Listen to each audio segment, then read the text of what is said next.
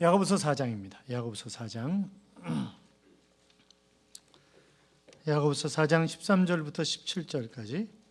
야고보서 4장 13절부터 17절까지 375쪽입니다. 신약성경 개역개정판 375쪽 야고보서 4장 13절부터 17절까지 교독하겠습니다. 제가 13절 읽습니다. 들으라, 너희 중에 말하기를 오늘이나 내일이나 우리가 어떤 도시에 가서 거기서 1년을 머물며 장사하여 이익을 보리라 하는 자들아,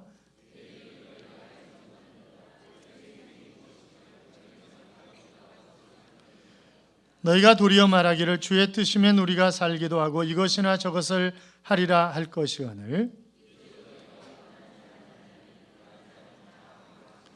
같이요. 그러므로 사람이 선을 행할 줄 알고도 행하지 아니하면 죄인이라. 아멘. 같이 인사하시죠. 주의 이름으로 잘 될 것입니다. 더 잘 될 것입니다. 끝없이 잘 될 것입니다. 요새 이제 대기업에서 신입사원 모집 공고를 냅니다. 그런데 면접할 때 얼굴이 굉장히 중요하다 그러죠. 좀 뜯어고치는 사람들이 굉장히 많잖아요. 옆에 사람하고 다시 인사하겠습니다. 잘생긴 것도 죄라면 당신은 무기징역입니다. 이렇게 같이 인사하겠어요. 시작.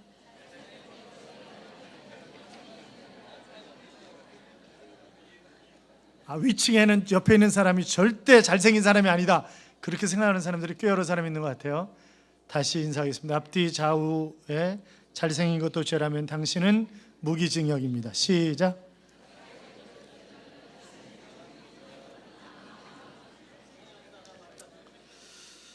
아무래도 이해가 잘 안 되시는 분이 계시는 것 같은데 집에 가서 곰곰이 생각을 해보세요. 미국의 연로하신 목사님이 목회를 마감하시면서 이런 말씀을 하셨습니다. 내가 목회를 잘하려고 이 방법부터 써보고 저 방법도 써보고 이렇게도 저렇게도 노력을 많이 해봤지만 지나고 보니까 목회는 하나님의 은혜로 되는 것이었습니다 하는 그런 이야기를 하셨습니다. 사도 바울도 고린도전서 15장 10절에 그러나 나의 다 된 것은 하나님의 은혜로 된 것이니 내게 주신 그의 은혜가 헛되지 아니하여 내가 모든 사도보다 더 많이 수고하였으나 내가 아니요 오직 나와 함께 하신 하나님의 은혜로다 그랬습니다. 여러분, 우리는 하나님의 은혜로 살아가는 것입니다. 물고기는 물속에 있어야 자유도 생명도 사랑도 미래도 있는 것처럼 우리가 초대교회 때는 성도들을 익투스, 그래서 물고기로 이제 표현을 했잖아요. 초대교회 그리스도인의 상징이 물고기였는데 물고기에게 물이 필요하듯이 우리에게는 하나님의 은혜가 필요한 것입니다. 우리에게 왜 하나님의 은혜가 필요합니까? 안개와 같은 인생이기 때문에 그렇습니다. 자, 14절 보세요. 14절 같이 읽어요. 내 일을 너희가 알지 못하는도다. 너희 생명이 무엇이냐? 너희는 잠깐 보이다가 없어지는 안개니라. 아멘. 자, 인생이 뭐라고요? 안개와 같다고요? 내일 신문이라고 하는 글이 있습니다. 어떤 청년이 어떻게 하면 돈을 많이 벌 수 있을까 고민하면서 하루 종일 돌아다니다가 저녁에 집에 가는데 길거리에 신문 한 장이 바람에 날리는 거예요. 그래서 얼른 주워가지고 집에 와서 심심하니까 그 신문을 펴봤습니다. 그랬더니 제목이 내일 신문이라고 하는 신문이었습니다. 이상하다 그러면서 신문을 펴보니까 정말로 이상한 기사들이 많이 나와 있는 거예요. 다음 날 일어날 일들이 과거형으로 전부 다 기록되어 있는 거예요. 야, 신기하다 그러면서 딱 펴보는데 경막한이 딱 나오는 거예요. 보니까 뭐 1등한 말들이 쫙 나오는 거잖아요. 첫 번째 게임에서 1등, 어느 말 2등, 어느 말 막 쫙 나오는 거예요. 야, 이건 대박이다. 그래가지고 여러분 같으면 어떻게 하겠어요? 경마장 안 가요? 가요. 있는 돈만이 아니라 모든 사람들의 돈을, 내가 아는 모든 사람들의 돈을 다 빌려가지고 그 다음날 경마장이 열리기를 기다렸다가 손살같이 가가지고 막권을 사는 거죠. 뭐 내일 신문에 있는 대로 정확하게 1등 그냥 대박 터지는 거예요. 하루에 완전히 벼락부자가 됐습니다. 그래 너무너무 좋아가지고 술집에 들어가서 술을 어지간히 먹고 나오다가 교통사고로 죽었습니다. 그같이 어떤 그 자리에 구겨진 신문 한 장이 바람에 나부끼고 있었는데 바로 그가 온 희망을 걸었던 내일 신문이었습니다. 그런데 그 나부끼는 신문 맨 아랫면에 조그만 기사가 있었어요. 오늘 경마에서 우승을 하여 떼돈 번 청년이 교통사고로 죽다. 그런데 그걸 못 본 거예요. 어제 그걸 봤어야 되는데. 물론 이것은 픽션입니다만 인생은 내일 일을 알지 못한다고 하는 그런 교훈을 주기 위해서 만든 그런 픽션일 것입니다. 여러분, 인생이 안개와 같다는 의미가 무엇이겠습니까? 그것은 인간은 너무나 연약한 존재라고 하는 것입니다. 안개가 무슨 힘이 있습니까? 여러분, 인간에 무슨 힘이 있습니까? 힘이 있는 것 같지만 전혀 아닙니다. 괴박테리아 하나 들어오면 그냥 뇌로 쏟아버리고 죽습니다. 가만히 생각해 보세요. 오늘 건강하게 이 3부 예배에 나와 있다는 것 자체가 기적이 아니겠습니까? 인간의 실필주를 전부 합치면 지구 한 바퀴를 돈다고 하는데 그 실필주 가운데 어느 하나가 막히거나 문제가 생기면 몸이 정상적으로 움직일 수 없는 거잖아요. 그런데 오늘 정상적으로 움직여가지고 이렇게 와서 예배를 드리고 있다고 하는 것 자체가 바로 기적 아니고 무엇이겠냐 말이죠. 우리는 내일 일을 알 수가 없습니다. 왜냐하면 인간은 인간 스스로를 통제하고 있는 것이 아닙니다. 인간의 미래는 인간 스스로 보장할 수 있는 것도 결단코 아닙니다. 어떤 목사님이 몇 년 전 총회 때 의장! 법이요! 이러다 쓰러져 죽었습니다. 아마 그분이 죽을 줄 알고 그렇게 하지는 않았을 것입니다. 그런데 법이요! 법! 이러다가 결국 쓰러져 죽은 것입니다. 저희 학교 학장이셨던 한 목사님은 그 소원이 수업 시간에 들어오셔서 그랬어요. 내 소원은 설교하다 죽는 거라고 늘 그렇게 얘기하셨는데 그분이 한 10년 전에 돌아가셨는데 설교하다 돌아가셨습니다. 자기 교회에서 설교하다 돌아가셨으면 얼마나 좋겠어요. 남의 교회 임직식 하는데 설교하다가 돌아가셔가지고 아주 그 교회가 임직식 하다가 난리가 난 거죠. 그냥. 우리가 세상적으로 더 좋은 환경을 찾아서 뭐 이리 옮기고 저리 옮겨간다 할지라도 그러나 그곳이 좋은 곳인 줄 알고 갔는데 그러나 그것이 꼭 좋은 곳일 수는 없습니다. 지금 여기 장사하여 이익을 보는 자들아 그렇게 이야기하지만 이익을 보리라고 생각했지만 그러나 장사해서 늘 이익을 남긴다고 한다면 망할 사람이 세상 천지에 어디 있겠어요? 그게 늘 이익만 남기는 것도 아니라고요. 자, 그렇기 때문에 16절에 보시면 이제도 너희가 허탄한 자랑을 하니 그러한 자랑은 다 악한 것이라 그랬습니다. 여러분, 인간은 미래가 어떻게 될지 모르기 때문에 미래를 자랑하며 살 수 있는 그런 존재가 결단코 아닙니다. 미래를 가지고 허탄한 자랑을 하는 것, 그것은 악한 것이다 그랬어요. 그러니까 우리가 서로 약한 존재이기 때문에 또 내일도 알 수 없는 존재이기 때문에 서로 사랑하고 섬기며 살아야 되는 것이지 그렇잖아요. 그러니까 우리는 서로 배려하고 사랑하고 이해하고 섬기며 살아가는 그런 존재인 것입니다. 또 인생이 안개와 같다라고 하는 말은 인생이 짧다 그런 말입니다. 여러분, 안개가 한 달 가는 거 보셨습니까? 안개가 하루 종일 갑니까? 아니요. 아주 그냥 뭐 가시거리가 30m, 40m 밖에 되지 않아도 낮에 해가 쨍쨍 뜨면 그 안개는 어디론가 싹 사라져 버립니다. 마찬가지로 인생이 그렇단 말이죠. 그래서 시편 90편 5절에 보시면 주께서 저희를 홍수처럼 쓸어 가시나이다. 저희는 잠깐 자는 것 같으며 아침에 돋는 풀 같으니이다. 푸른 아침에 꽃이 피어 자라다가 저녁은 뱀바되어 마르나이다 그러는데 여기 인생을 잠깐 잠자는 것 같다. 아침에 피었다가 저녁에 지는 풀과도 같다 하는 그런 표현을 쓰고 있는 것을 볼 수 있습니다. 이것은 모세의 고백입니다. 그는 우리의 인생을 하루아침에 피었다가 지는 들풀에 비유한 것입니다. 그러면서 그는 인생을 날아가는 화살에 비유하기도 했습니다. 그래서 시편 90편 10절에 보시면 우리의 연수가 70이요 강건하면 80이라도 그 연수의 자랑은 수고와 슬픔뿐이요 신속히 가니 우리가 날아가나이다 그랬습니다. 여러분, 나이가 먹어갈수록 마치 자동차 속도와 나이는 비례한다 하는 그런 얘기를 하죠. 그래서 20대에는 그렇게 안 가는 것 같단 말이죠. 그래서 20대는 20km로 달리는 것 같지만 40대에는 40km로 달리는 것 같고 60대에는 60km로 달리는 것 같고 80대에는 80km로 달리는 것 같다. 그래서 나이가 들수록 그렇게 날짜가 빨리 가는 것 같단 말이죠. 일개국 어르신 여러분, 날짜가 천천히 가나요? 아니면 날짜가 빨리 가나요? 정신없이 가는 거죠. 80km 이상으로 달리고 있으니까 정신없이 날짜가 가고 있는 것입니다. 다윗은 이렇게 고백합니다. 시편 39편 5절에 보시면 주께서 나의 날을 한 뼘 길이만큼 되게 하시매 나의 일생이 주의 앞에는 없는 것 같사오니 사람은 그가 든든히 서 있는 때에도 진실로 모두가 허사뿐이니이다. 한 뼘 같다. 인생이 아무것도 아니라는 거죠. 그래서 모세는 이렇게 기도했습니다. 우리에게 우리날 계수함을 가르치사 지혜로운 마음을 얻게 하소서. 그랬고 다윗도 같은 기도를 드렸는데 시편 39편 4절에 보시면 여호와여 나의 종말과 연한이 언제까지인지 알게 하사 내가 나의 연약함을 알게 하소서 그랬습니다. 자, 우리의 인생이 언제 끝나는지 모르기 때문에 우리는 잘 준비하면서 살아야 되는 것입니다. 여러분, 하나님이 우리를 이 땅에 보내신 목적이 무엇입니까? 이사야 43장의 표현을 빌리면 첫째는 하나님의 영광을 위해서고, 둘째는 증인의 삶을 살아가기 위해서고, 셋째는 찬송하는 자의 삶을 살아가기 위해서라고 말씀하셨는데, 이 짧은 인생 속에 하나님이 나를 이 땅에 보내신 목적에 따라서 아름다운 인생을 살아가야 할 것입니다. 또 인생이 안개와 같다고 하는 것은 잠깐 있다 싹 사라지잖아요.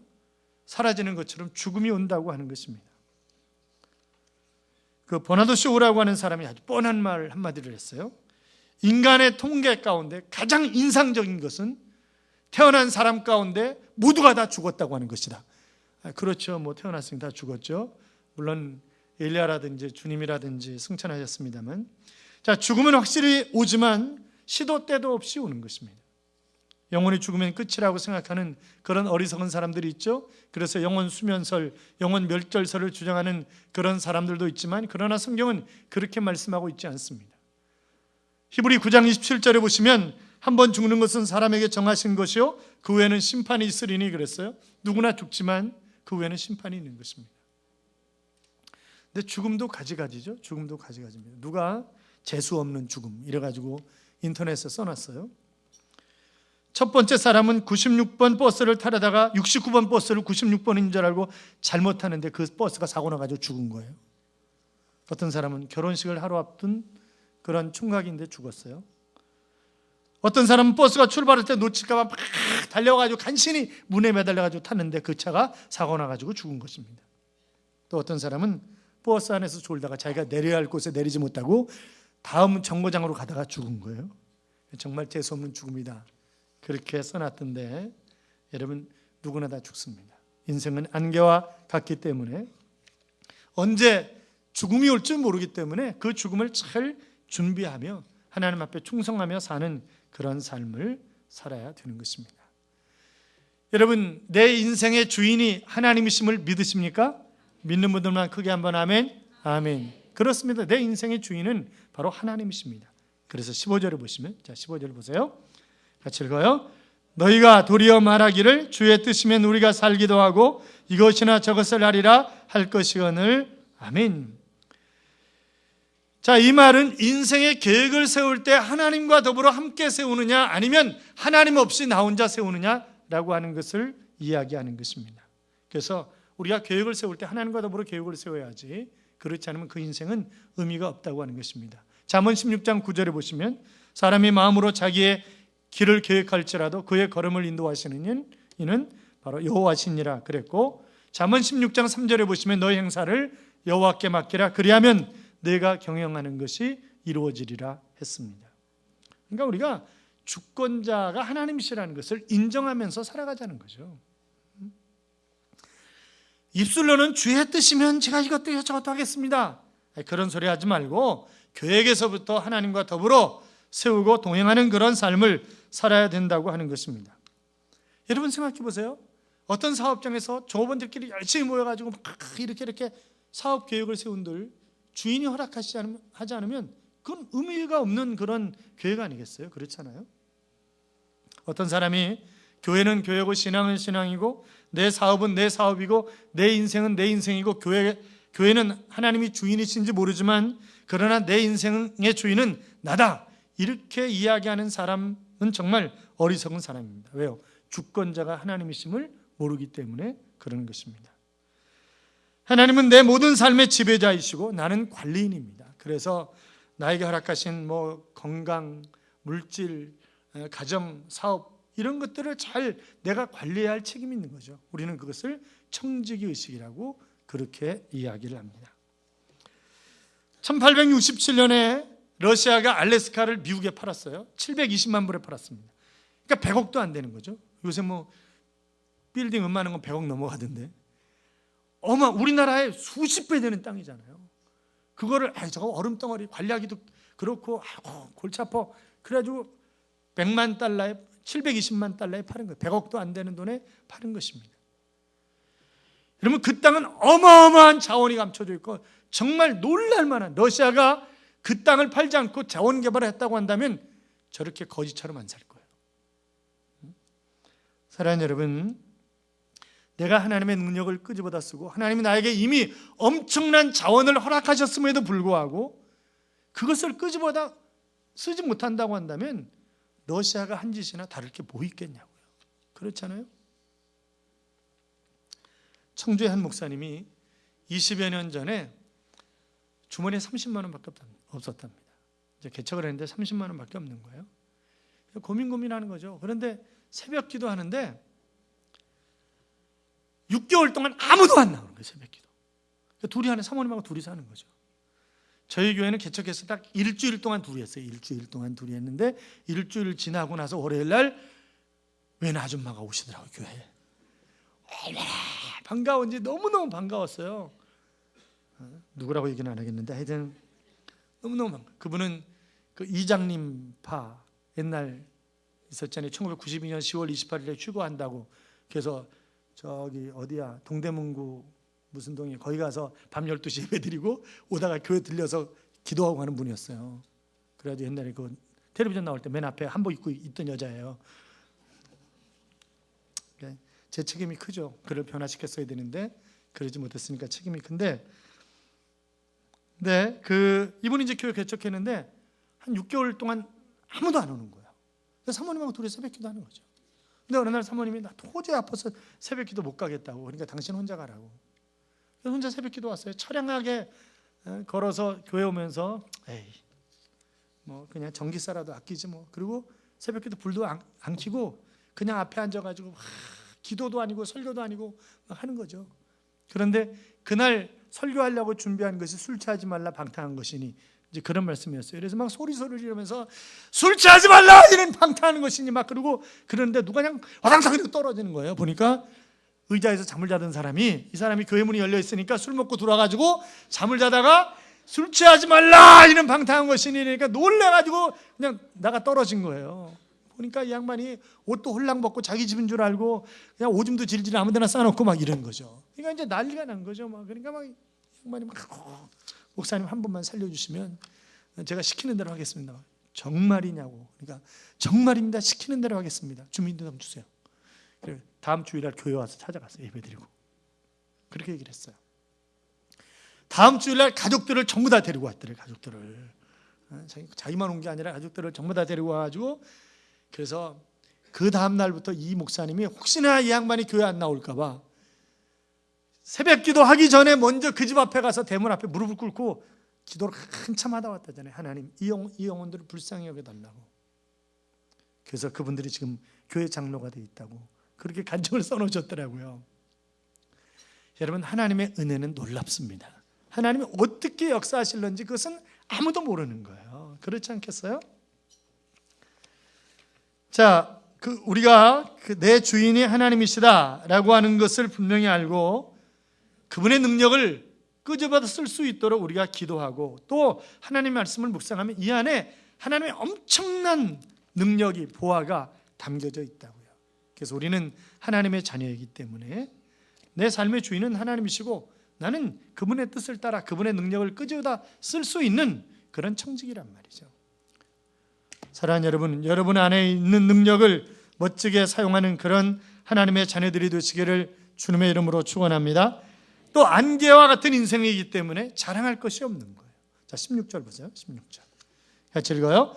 이제도 너희가 허탄한 자랑을 하니 그러한 자랑은 다 악한 것이라. 자, 허탄한 자랑, 이것은 교만한 자랑입니다. 교만하는 것입니다. 사람은 누구나 다 자랑합니다. 그렇잖아요. 누구나 다 자랑하고 싶죠. 특히 여러분 애가 조금만 잘해보세요. 그러면 애가 상급이야, 애가 상급. 그렇잖아요. 조금만 뭐 좋은 대학에 들어간다든지 좋은 직장에 들어간다든지 그러면 가만히 있지 못해. 뭐 난리가 납니다. 난리가 나. 내가 옛날에 그 학교 다니면서 공부 못한 보상을 애한테 받죠. 애한테. 그래서 애가 공부만 좀 잘하면 뭐 난리가 나죠. 이 교만한 가운데 자랑의 말을 하는 것을 여기 허풍 떤다 그런 표현을 쓰고 있습니다만 누구나 다 교만이 있습니다. 누구나 다 자랑하고 싶어합니다. 여러분 부자만 교만한 게 아니에요. 부자라고 교만한 게 아니에요. 가난하다고 겸손한 게 아니에요. 그렇잖아요. 제가 교회 나오면 교회 주로 이제 2층 목양실에서 있습니다. 그 전에 이제 1층 사무실에 오래됐는데 1층 사무실에 근데 어느 날 거지가 왔어요. 그래서 근데 요새 거지는 양복 입고 다니더라고요. 양복 입고. 그래서 돌아가서 어이 돈 좀 줘. 맡겨놓은 것처럼 달라 그러더라고요. 그래서 왜 그러세요? 그러니까 난 배고파. 그래가지고 그냥 1,000원짜리 있어. 1,000원짜리 하나 줬어요. 그랬더니 에이씨 내가 거지인 줄 알아? 참나. 거지는 거지다워야 된다는 거예요. 거지다워야 돼요. 그렇잖아요. 거지는 거지다워야지. 어느 날은 왔는데 또 그 사무실 문을 두드려요. 그래서 왜 그러냐 그랬더니 돈 좀 줘. 그래서 보니까 주머니에 500원짜리밖에 없더라고요. 그래서 500원짜리 하나를 드렸어요. 그랬더니 야 이 자식아 내가 거지인 줄 알아? 이러는 거예요. 그럼 제가 또 그 꼴을 못 보죠. 너 일로 와. 그래가지고 너 지금 뭐라 그랬어? 그랬더니 아니 내가 거지인 줄 아냐고 이러고 이제 이러는 거예요. 너 자식아 교회를 뭘로 알고 지금 그러니까 우리가 보면 거지면 거지답고 그렇잖아요. 없으면 없는 거답고 그래야 되는데 여러분 선교사님들이 본국에 올 때 옷 좋은 거 입고 오시는 거 봤어요? 옷 좋은 거 입고 오면 선교비가 안 나와.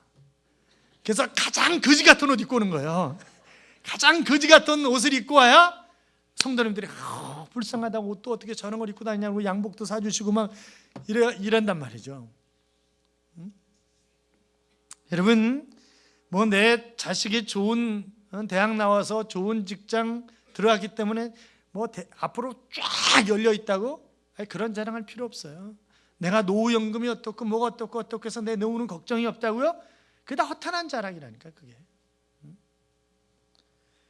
그래서 그러한 자랑은 다 악한 것이라 그랬는데 누가복음 12장에 보면 한 어리석은 부자 얘기가 나오죠. 여러 해 쓸 물건을 많이 쌓아두었으니 평안히 쉬고 먹고 마시고 즐거워하자. 이만하면 충분하다. 걱정 없다. 야 쉬고 즐기자.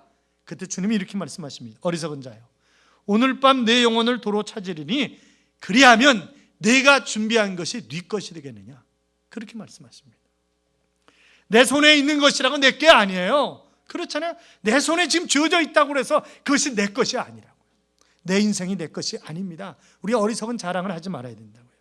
예레미야 9장 23절에 보시면 지혜로운 자는 그의 지혜를 자랑하지 말라. 용사는 그의 용명을 자랑하지 말라. 부자는 그의 부함을 자랑하지 말라 그랬습니다. 여러분 무엇을 자랑하십니까? 자식을 자랑하십니까? 아니면 물질을 자랑하십니까? 아니면 뭘 자랑하십니까? 저는 아이들을 데리고 비전 투어 가면 난 남자로 태어난 게 너무 감사하다 그런 생각이 늘 드는 데가 있어요. 휴게실입니다. 휴게실 가면요. 휴게실 갈 때 이제 딱 차에서 내리면서 15분 휴식 그러면 15분 안에 들어와야 돼요. 1분 늦으면 거기가 유럽이면 1유로 벌금을 내야 되는 거예요. 그런데 여자들은 줄을 쫙 서 있어가지고요 15분 다 해야 화장실 한번 갔다 올까 말까 하는 거예요. 그때마다 하나님 남자로 태어나게 하신 것을 감사하나이다. 이제 그러는데 남성 여러분, 여러분이 남자로 태어나서 아버지가 된 것을 감사하십니까? 비영어권 102개 나라 4만여 명을 대상으로 조사를 한 게 있어요. 이 세상에서 가장 아름다운 단어가 뭐냐? 첫째가 마더입니다. 어머니입니다. 어머니. 첫째가. 그러면 두 번째는 아버지일까요? 아니에요. 패션이에요. 열정이에요. 열정. 그것이 가장 아름답다. 세 번째 단어가 그러면 아버지일까요? 아니에요. 스마일이에요. 스마일. 미소예요. 그럼 네 번째는 아버지인가요? 아니요. 러브, 사랑이에요. 사랑. 그럼 10번째 안에 아버지가 있을까요? 없어요. 30번째 안에 아버지가 있을까요? 없어요. 50번째 안에 아버지가 있을 것 같으세요? 없어요. 70번째 단어 안에 아버지가 있을까요? 없어요. 아버지는 개코예요. 없어. 단어가 없어. 단어가 없어요. 프레시맨, 대학 신입생들에게 가장 싫어하는 단어가 뭐냐? 83%가 아버지예요. 아버지가 갈 데가 없어요. 아버지. 남자라고 자랑할 게 아무것도 없다니까. 자랑할 게 아무것도 없어요. 내 자신을 자랑하지 맙시다. 나의 재물, 명예, 지식, 경험, 배경, 권력, 그 어떤 것도 자랑할 게 없다고요. 왜? 우리는 안개니까. 금세 사라지는 거니까. 뭐 자랑해야 돼요? 하나님 자랑해야 합니다. 십자가만 자랑하고 살아야 합니다. 그래서 사도 바울이 갈라디아서 6장 14절에 그러나 내게는 우리 주 예수 그리스도의 십자가 외에 결코 자랑할 것이 없으니 그리스도로 말미암아 세상이 나를 대하여 십자가에 못 박히고 내가 또한 세상에 대하여 그러하니라 그랬습니다. 사랑하는 여러분, 하나님만, 십자가만 자랑하며 살아가는 그런 삶이 되시기를 주님의 이름으로 축원합니다. 자, 우리가 안개와 같은 인생이기 때문에 언제 우리가 약하고 언제 죽을지 모르고 짧고, 그래서 빨리 우리가 해야 할 일이 있는데 그것이 선이다, 그렇게 말씀하고 있습니다. 17절 보세요. 17절 같이 읽어요. 그러므로 사람이 선을 행할 줄 알고도 행하지 아니하면 죄인이라. 아멘. 그러니까 우리가 선을 행해야 된단 말이에요. 최고의 선은 바로 하나님의 나라의 확장입니다. 복음을 전하는 것입니다. 또 사람과 사람 사이의 최고의 선은 부모를 잘 섬기는 것입니다. 유대인 노인이 수술대에서 수술을 기다리고 있었어요. 그런데 아들이 유명한 외과 의사예요. 아들한테 네가 수술을 해라. 아버지, 저보다 더 유명한 의사가 저희 병원에 있습니다. 애들이 아니야, 난 네가 해야 돼. 네가. 아버지가 하도 우기는 거예요. 아들한테 수술을 하라고. 그래서 아들이 칼을 잡기로 했어요. 수술대에 누워있는 아버지가 마취하기 직전에 잠깐 아들 할 얘기가 있어, 그렇게 얘기를 하는 거예요. 아버지, 무슨 얘기인데 해보세요. 너무 걱정하지 말고 내가 최선을 다해서 수술을 해라. 다만 내가 명심할 것이 한 가지 있어. 혹 수술이 잘 안 돼서 나한테 무슨 일이 일어나면 너희 어머니가 너희 집에 가서 머물게 될 거다. 그렇게.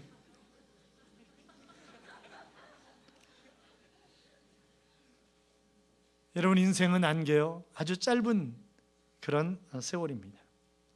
그래서 우리가 싸워야 할 것은 교만이고 우리가 해야 할 일은 바로 선을 행하는 것입니다. 사랑하는 여러분, 여러분은 어떻게 살다가 죽음을 맞이하고 싶으신 것입니까?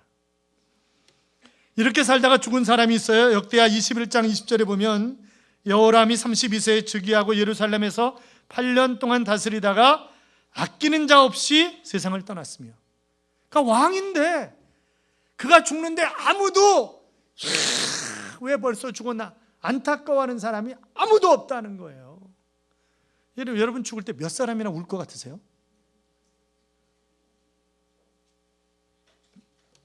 물어보지 않는 게 차라리 나을 것 같은가요?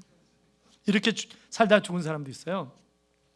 사사기 12장 8절 이하에 보시면 그 뒤를 이어 베들레헴에 입산이 이스라엘의 사사가 되었더라. 그가 아들 30명과 딸 30명을 두었더니 그가 딸들을 밖으로 시집 보내었고 아들들을 위해서는 밖에서 여자 30명을 데려왔더라. 그가 이스라엘 사사가 된 지 7년이라 입산이 죽음에 베들레헴에 장사되었더라. 아니, 부인이 몇 명인지는 모르겠지만 한 일이 아들 30명 낳고 딸 30명 낳고, 그리고 딸을 위해서는 이방 여자들 데려오고 딸들은 이방으로 시집 보냈다. 그게 한 일이 다라는 거예요. 그러니까 얼마나 기가 막힌 인생이에요.